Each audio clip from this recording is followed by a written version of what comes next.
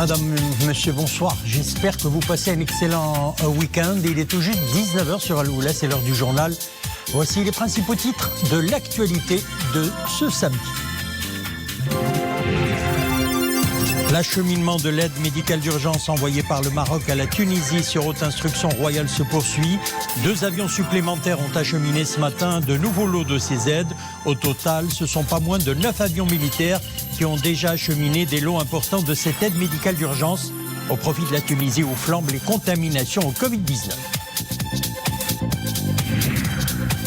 Covid-19 toujours, mais chez nous, nous nous approchons des 3000 cas d'infection au coronavirus par jour. Le chiffre est de 2853 enregistrés ces dernières 24 heures. Pour alerter au danger de la propagation du virus, des campagnes de sensibilisation sont lancées dans les lieux les plus prisés par les estivants, en particulier les plages. Et puis un coup d'œil ce soir sur l'état sanitaire du cheptel à quelques jours de Eid Adha. Les prix sont à la hausse et plus à un autre, mais il y a une constante, la qualité du cheptel plutôt bonne. Nous suivrons l'exemple dans une ferme d'élevage dans la commune de Soul, près de Salé.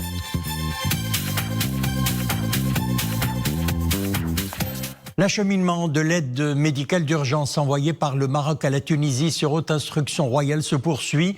Au total, ce sont pas moins de 9 avions militaires qui ont déjà acheminé des lots importants de cette aide médicale d'urgence ordonnée par Sa Majesté le roi Mohammed VI au profit de la Tunisie qui connaît une aggravation de sa situation épidémiologique liée à la Covid-19.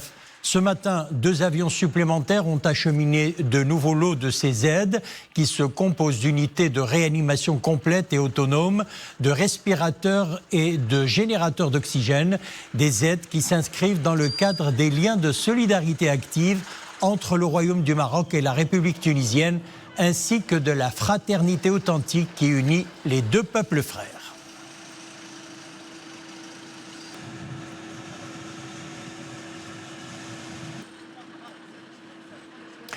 Le point à présent, comme chaque soir, sur la situation épidémiologique chez nous. Les chiffres ne cessent de grimper et nous nous dirigeons vers les 3000 cas en 24 heures. Depuis hier 16 heures, ce sont en effet 2853 nouveaux cas Covid qui ont été enregistrés, en plus de 7 nouveaux décès.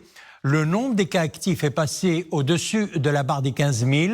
Pour ce qui est des chiffres liés à la campagne vaccinale, eh bien, les personnes complètement vaccinées s'élèvent à plus de 9,5 millions. Le nombre de celles qui ont reçu la première dose est de plus de 11 millions. Et puis sachez que le Maroc a réceptionné une nouvelle livraison du vaccin anti-Covid-19, 2 millions de doses produites par Sinopharm. Cette nouvelle livraison a pour objectif d'élargir la campagne de vaccination aux 30-34 ans. De nombreuses personnes de cette tranche d'âge ont déjà reçu des messages par SMS leur indiquant leur date de rendez-vous et lieu de vaccination à partir de la semaine prochaine. Et avec plus de 2850 cas ces dernières 24 heures, nous avons grand intérêt à adopter les mesures barrières pour se protéger et protéger les autres. Sans une réelle prise de conscience du danger qui nous guette et sans un infaillible engagement citoyen, eh bien nous risquons de compromettre les acquis enregistrés jusqu'ici grâce à la vaccination. Pour alerter au danger de la propagation du virus, des campagnes de sensibilisation sont lancées dans les lieux les plus prisés par les estivants, en particulier les plages. L'exemple à Mdiq avec Fenna Shakil Alaoui, Abdel Ali Gnouni et Oumaima Rabli. Nous sommes à Mdiq, une des plages les plus convoitées par les estivants. En ces temps chauds, ils viennent des 4 coins du royaume et même de l'étranger en quête de fraîcheur. Mais même ici, on baigne dans les mesures de protection sanitaire. Le beau temps, le soleil, mais on respecte toujours les gestes barrières, très importants. Dima le masque, Dima. Pour ma part, j'essaie de garder une certaine distance avec les autres. On fait cela pour nous protéger et pour protéger autrui, mais aussi pour éviter un retour au confinement. Et si certains sont pleinement conscients du risque qui nous guette, d'autres se permettent un insouciant relâchement. Mais pour les rappeler à l'ordre, des agents de la sûreté et des membres de la société civile entreprennent des rondes de sensibilisation. Pour attirer l'attention des gens sur les dangers de ce relâchement, nous avons lancé cette campagne en étroite collaboration avec les agents de sûreté. À la plage, les gens ont tendance à se laisser aller, à oublier que le virus est toujours parmi nous et qu'il fait toujours des morts. Un virus féroce qui gagne du terrain de jour en jour et qui attise la peur du staff médical, la peur d'être à nouveau submergé par une nouvelle vague. Un grand jour pour le cinéma marocain. Haut et fort de Nabil Ayouch vient d'arracher haut la main le prix du film le plus positif de la Croisette. La cérémonie de remise des prix se déroule en ce moment même à Cannes. Nous vous proposons un extrait commenté d'origine de la cérémonie. Extrait où sont présentés le film, le réalisateur et l'acteur principal. Extrait. Bienvenue à toutes, bienvenue à tous pour ce photocall de Haut et Fort. Haut et Fort, un film signé Nabil Ayouch et qui représente le Maroc pour la première fois en compétition à Cannes, en finale donc de ce 74e festival de Cannes. Nabil Ayouch, donc cinéaste engagé, cinéaste qui filme la société marocaine et notamment avec haut et fort la jeunesse marocaine, la jeunesse de Casablanca. Et autour de Nabil Ayouch, eh bien, ces comédiens, ces jeunes comédiens, vous avez vu sur ces images Anas Basbouzi qui joue un rappeur, qui vient enseigner le hip-hop et le rap dans un centre culturel d'un quartier populaire de Casablanca. Le voilà, donc Anas Basbouzi. C'est un film en fait qui m'a permis, moi et ces jeunes dans cette classe, quand on était au début, on n'avait que nos paroles, nos rêves, etc. Ça m'a permis un peu de justifier pas mal de décisions que j'avais prises en avant, notamment celle de mettre fin à ma carrière de rappeur et laisser ça derrière moi pour créer ce programme en fait qui a pour but de partager avec ces jeunes mes connaissances. Voilà donc Nabil Ayouch aux côtés de son interprète principal, Anas Basbouzi, rappeur, acteur, vraie présence de ce film qui essaye d'enseigner les rudiments non seulement de l'expression, du hip-hop, de l'engagement aussi qui passe à travers le hip-hop, à quel point chaque individu... C'est important aussi de le dire, c'est un film sur la transmission.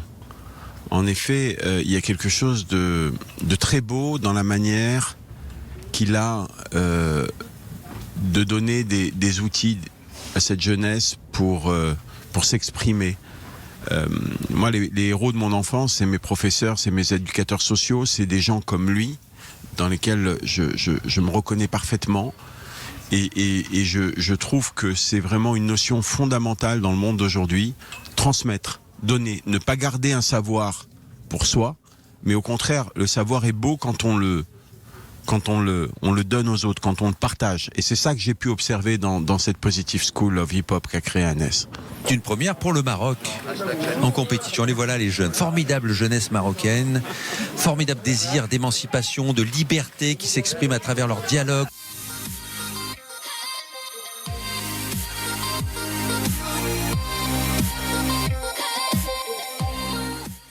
Voilà, félicitations au réalisateur Nabil Ayouch, à tous les jeunes comédiens bien sûr, et à toute l'équipe qui a travaillé sur ce film Haut et Fort, qui a remporté donc, nous le disions, un prix à Cannes.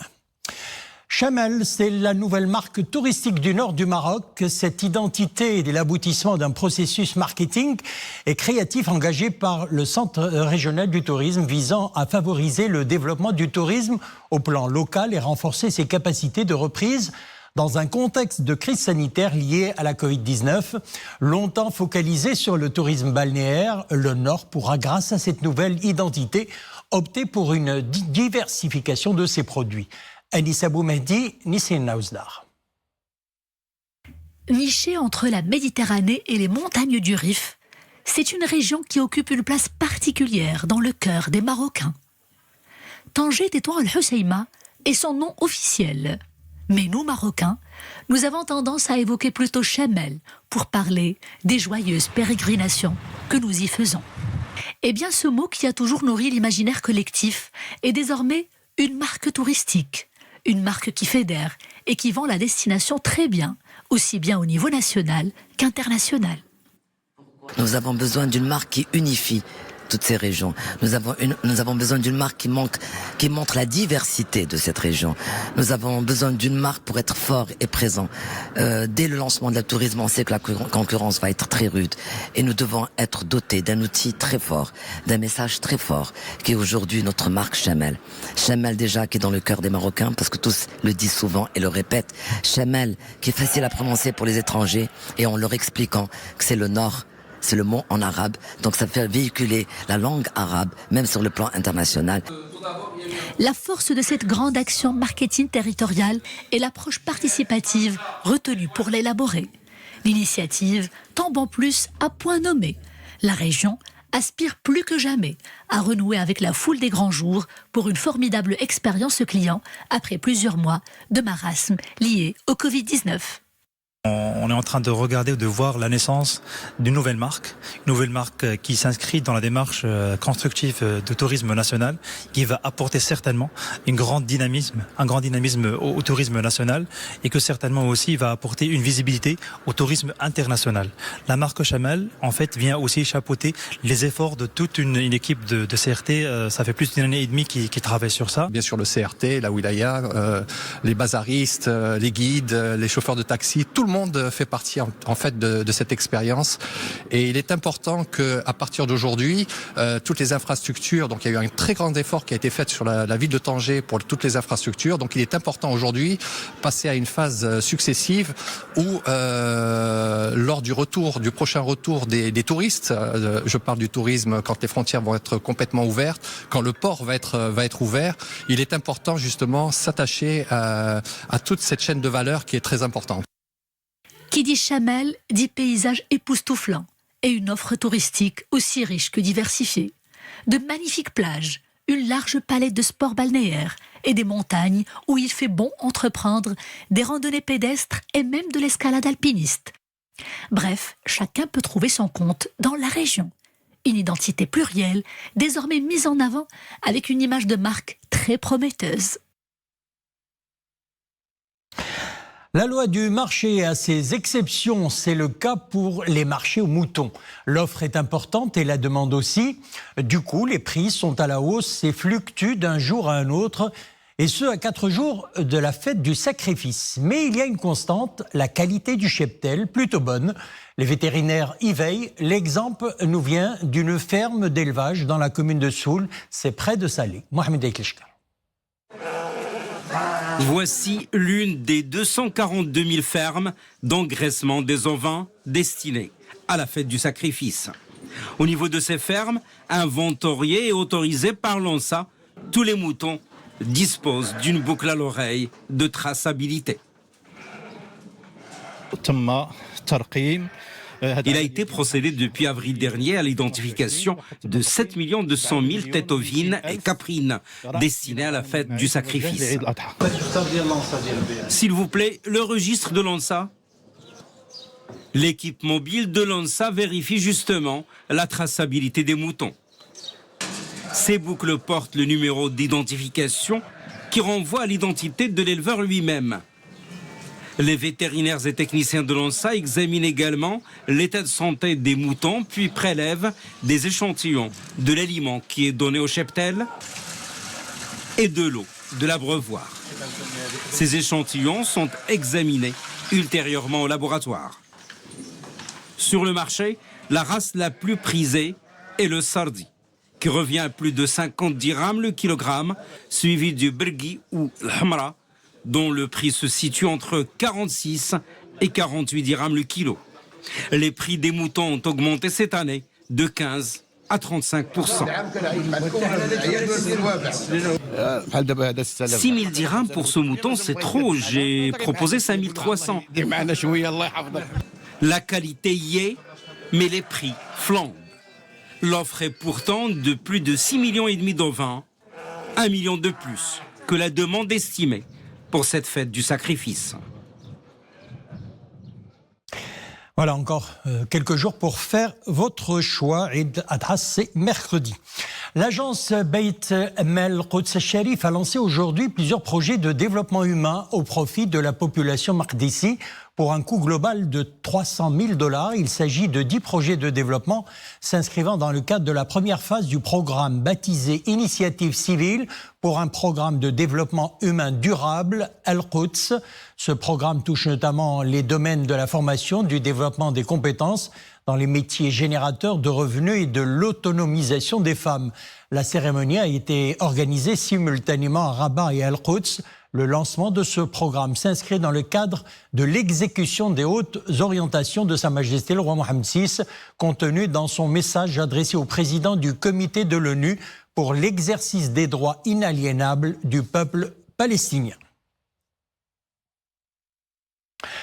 Elle se compose essentiellement d'eau à plus de 90%. C'est l'un des fruits stars de l'été. Je pense que j'en ai assez dit. Vous devinez que nous allons parler de la pastèque. Les exportations à l'étranger ont triplé ces 5 dernières années et cela fait des envieux. Mais le prix au kilogramme a fortement chuté suite à une campagne d'intox souvent entretenue par la concurrence étrangère. La pastèque marocaine ne contient pas de contaminants. Toutes les assurances ont été fournies par les autorités de contrôle. Notre équipe s'est rendue dans une des exploitations dans la région de Marrakech-Tensif Tel Haouz, qui concentre d'ailleurs près de 37% de la production au Maroc. Reportage Nourdine Sabir, Nissel El Hamdaoui. Cela fait 17 ans que Abdelatif cultive la pastèque dans la commune de Mzouza, préfecture de Chichaoua. Pendant plusieurs semaines, la salubrité de ce fruit juteux a été pointée du doigt.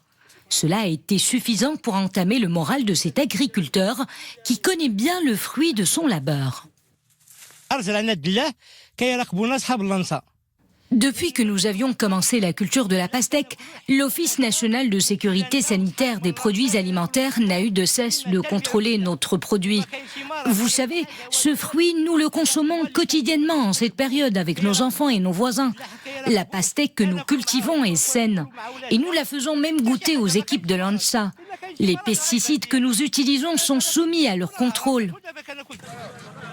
Dans ce marché de gros, la pastèque est la star des fruits de saison. Avec sa couleur rouge intense et son goût très sucré, difficile en ces temps chauds de résister à son attrait. Et pourtant, certaines mains invisibles ont cherché à altérer sa réputation auprès des Marocains. Les réseaux sociaux ont jeté le doute au sein de la société avec toutes les rumeurs qui y sont colportées au sujet de notre pastèque. Les spécialistes du contrôle phytosanitaire ont réalisé des analyses, car on ne badine pas avec la santé du consommateur. Pour étouffer dans l'œuf les rumeurs qui gravitent autour de ce fruit, l'Office national de sécurité sanitaire des produits alimentaires a prélevé des échantillons de pastèques pour des analyses au laboratoire. Les résultats ne se sont pas fait attendre. Ces analyses ont révélé l'absence de polluants ou contaminants dans ce fruit. Pas de résidus de pesticides, ni métaux lourds, ni bactéries. Saine et même de très haute qualité, notre pastèque. Au cours des 5 dernières années, son exportation a triplé en passant de près de 80 millions de kilos en 2016 à près de 242 millions de kilos l'année dernière. Voilà, la pastèque, un fruit très consommé en ces temps de forte chaleur et à consommer bien sûr avec modération. C'est la fin de notre édition. Merci de l'avoir suivi. L'info revient à 21h. Excellente soirée.